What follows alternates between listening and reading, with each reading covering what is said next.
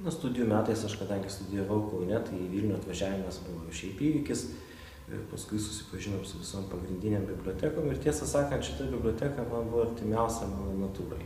Ypatingai rankraščių užduotų spaudinių skyrius, kuris, tiesiog ramu, tylu, nedaug žmonių, galima paklausti ir galima netyčia rasti visokių tokių įdomių dalykų. Bet aišku, ir kitose skyriuose teko lankytis ir teko bibliografiją karo istorijos susirinkti čia, tai tikrai praleidau ne vieną dieną.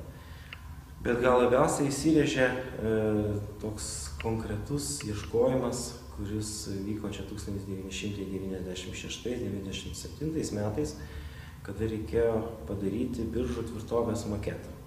Buvo keletas brėžinių, buvo archeologų, architektų, tam tikros rekonstrukcijos, bet man labai trūko informacijos, o kaipgi tos tvirtovės yra daromos ir kokie ten elementai yra, nes kada darai maketą, reikia pagal kažką atkurti. Ir tada puoliau ieškoti tokių senų karo architektūros spaudinių.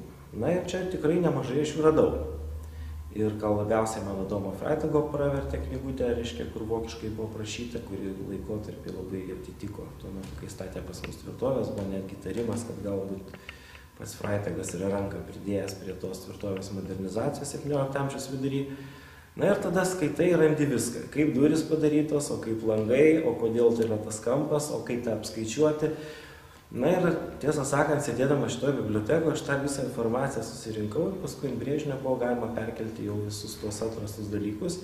O po kelių metų pavyko tai realizuoti realią maketę, kuris ir šiandien stovi Biržų tvirtovėje. Taip kad tas darbas bibliotekoje buvo toks realus prisilietimas prie praeities, kuriame gali pasisemti ne tik tai tų tikrų faktų, bet ir netgi tokiom rekonstrukcijom, tokios palyginamos medžiagos įsijausti šiek tiek į tą 17 amžių, į tą kalbą specifinę, į tos terminus. Taip kad čia tikrai ta biblioteka yra ta vieta, kur aš ateinu ką nors atrasti.